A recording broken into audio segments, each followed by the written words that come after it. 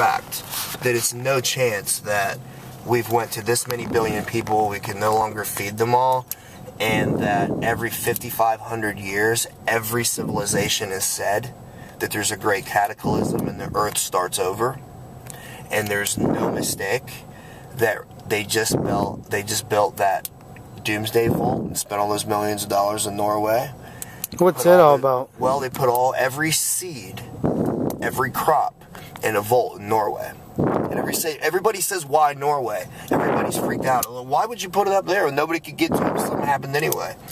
Well, they just painted the runways on the airports differently. It was just on the news because the North Pole is shifted 10 degrees. This has just happened in the last 20 years. Wow. The poles are shifting, right? Mm-hmm. Well, if you looked at it, nobody really does the math. Of course I do because I'm a weirdo that way.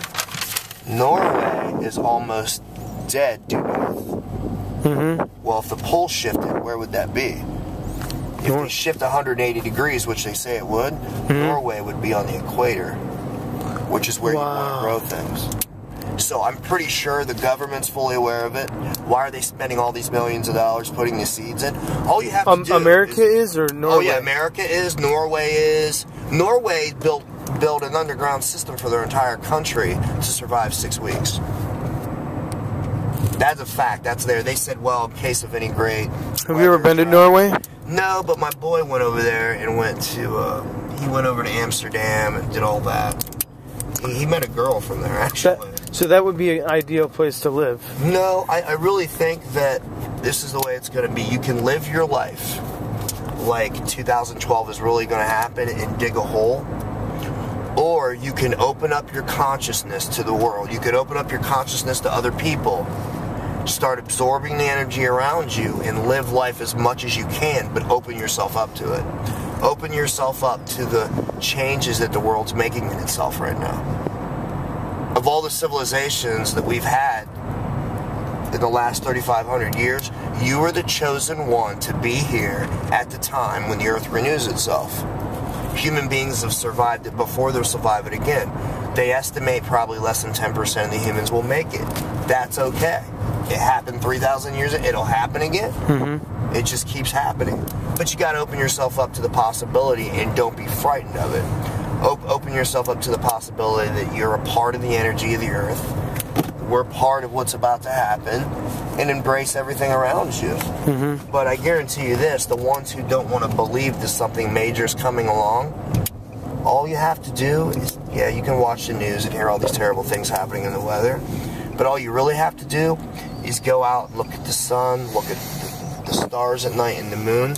You'll see things are different. The moon's brighter. The sun's been hotter. It's been brighter. In fact, this will blow your mind away. The sun, right, on average, has put out 6,000% higher more gamma rays than it was 30 years ago. That tells you something's about to happen. The moon, the earth, or the sun goes through a cycle. Wow, and you just think about all these movies and all this crap. And well, they're trying to prepare people for it. Yeah. They're trying to open them up to the idea that what they're doing with FEMA building all these camps all over America right now, FEMA building these things underground, is that it's a possibility, but they don't know it's really going to happen. But how do you get involved in FEMA? It's very difficult. FEMA is a federal picked agency.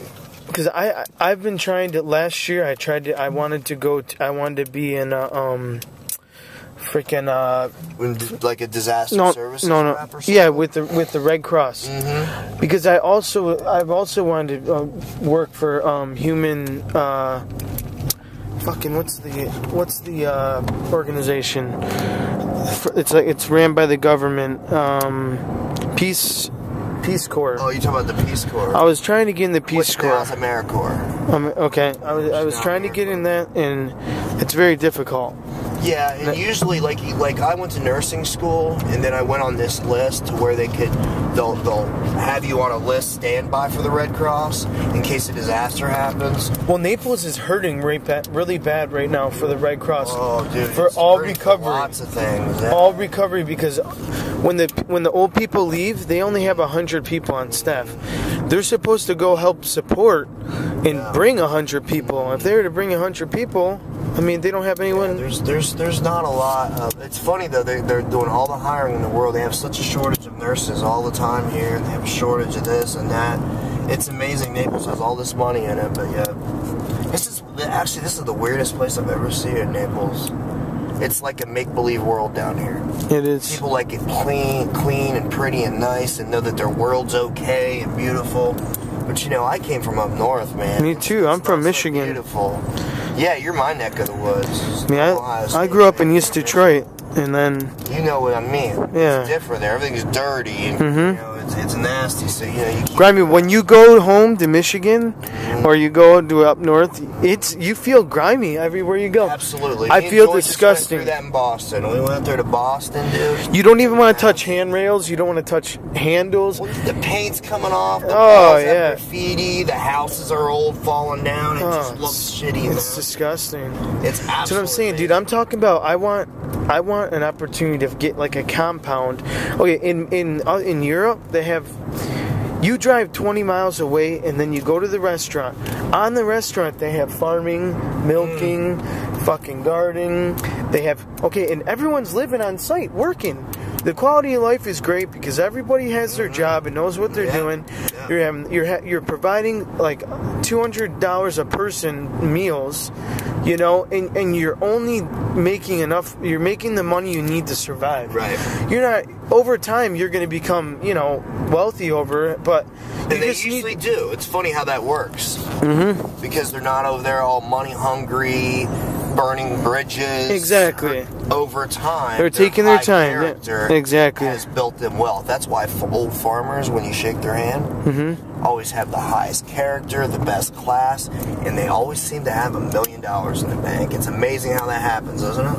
It is, and it's definitely Oh my God. a market here where you could feed people. Oh man. You know, that would pay for that kind of service. It's crazy down here. You know where you could make a lot of money down here, to be honest with you? Is anything that would cater to old people dying. Because people love to come down here and die, don't they? They do. I thought about coming up with a device for old people that I would go sell in their home and do like direct marketing, and I can sell anything. And I thought, you know what? You go in, you knock on the door, you start looking around, right? And you use the 10 steps of a sale. You always use the 10 steps of a sale. You go in, use the 10 steps of a sale in this old person's house. Dude, you would make $1 million in this town. These old people are sitting on millions in their house and they never leave. It's true. Like, you got to go knock on the door and sell them something. You make $1 million, dude. I agree. I need a good product. Well, the lady I used to cook for, she just died. I took care of her. I cooked her gourmet meals every night until she died, right up to her last night. And they said she had 24 hours to live. The next day, she was dead. Oh, I really, man, I've seen a lot of death.